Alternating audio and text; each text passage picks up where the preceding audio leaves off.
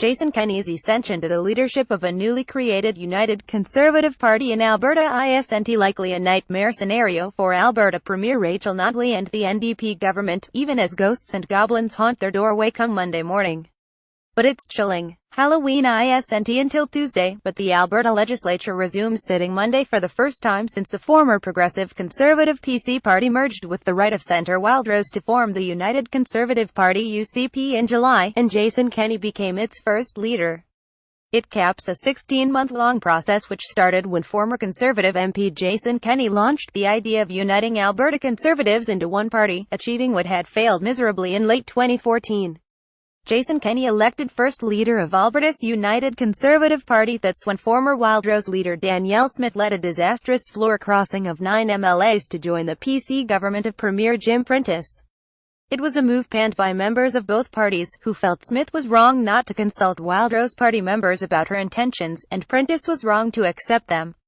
Kenney put forward a simple but strategic plan to lay the remains of the Alberta PC party to rest for good, to lock up skeletons of past mistakes forever.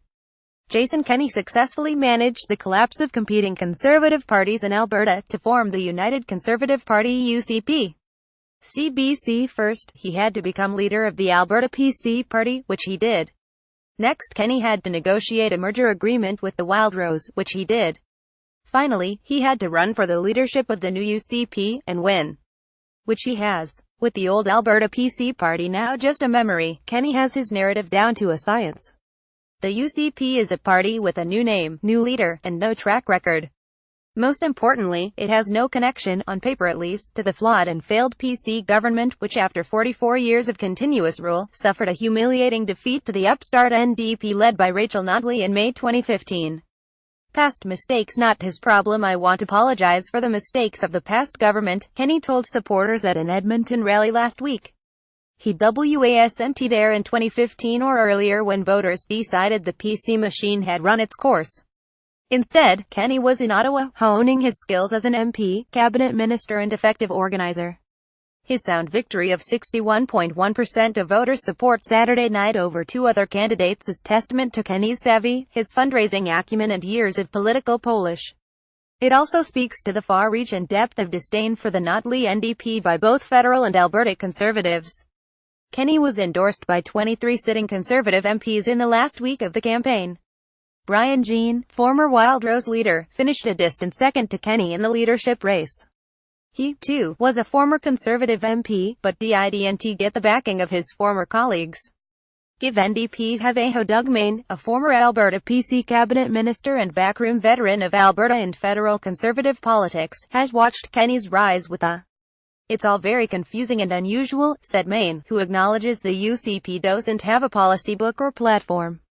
"The one unifying element, though," said Mayne, "is the complete and utter determination that the New Democrats have to be given the heave-ho at the next election. From the unpopular Alberta carbon tax, to the projected $45 billion debt, Kenney has no shortage of material to work with. Hope is on the horizon," Kenney told supporters Saturday night after winning the leadership, "and common sense is coming back." Deputy Premier Sarah Hoffman says the NDP is not scared of Jason Kenney and the UCP. Hoffman says his win establishes a clear difference between the UCP and the NDP. CBC. But as Kenney was giving his acceptance speech on the Stampede grounds near downtown Calgary, Alberta's Deputy Premier Sarah Hoffman was a guest of the Hindu Society of Calgary in northeast Calgary, with a few thoughts of her own. She congratulated Kenney on his win, but quickly made it clear the NDP government isn't about to concede.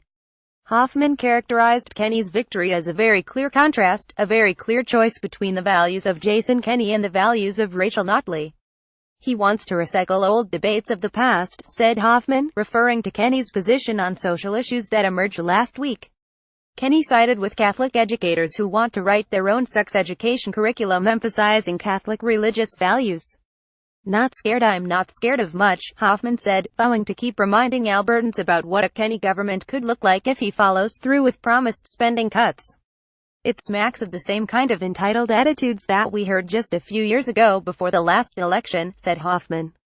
"I think the plan that Jason Kenney is proposing is even more extreme than the deep cuts imposed by former PC Premier Ralph Klein in the early 90s, said Hoffman. Powerful politician. Mount Royal University political scientist Dwayne Bratt calls Kenney a powerful politician, but he is also someone the NDP can work around. They believe that Kenney is polarizing, and he is divisive on social issues, says Bratt. While successive polls have shown the Notley NDP government, with diminished support outside of Edmonton, their obituary can't yet be written. Since the halfway mark of the NDP mandate, the Notley government has taken a renewed interest in Calgary. There's the recent appointment of new infrastructure minister Sandra Jansen, a former Calgary PC MLA who left the PCs and its leadership race after allegations she was bullied by the Kenney campaign. With a focus on infrastructure spending to stimulate the economy, Jansen will spend the next 18 months cutting ribbons on completed projects and handing out checks to begin new ones. Taxi driver Hicham Sarar sees business picking up a bit and thinks Calgarians blame the provincial government when things aren't going so well. CBC taxi driver Hicham Sarar, originally from Morocco, moved to Calgary 5 years ago from Montreal. He says business has been slow over the past 2 years, but things are starting to pick up. He says Calgarians are quick to blame the provincial government when things aren't going well and the economy is slow. But he says the public should cut the NDP government a little slack. They have to give them a little time if they want them to be successful, said Sarar. Barista Megan Donahue, 24, says Calgary has a strong conservative bent but thinks her age group sees things a little differently. I think a lot of the people in my generation, the so-called millennials, don't really have any problems with what the NDP is doing, said Donahue. I'm perfectly content, she added. With a leader in place, the UCP is now focused on its next goal: shoring up constituency associations and recruiting candidates for the next Alberta provincial election in the spring of 2019.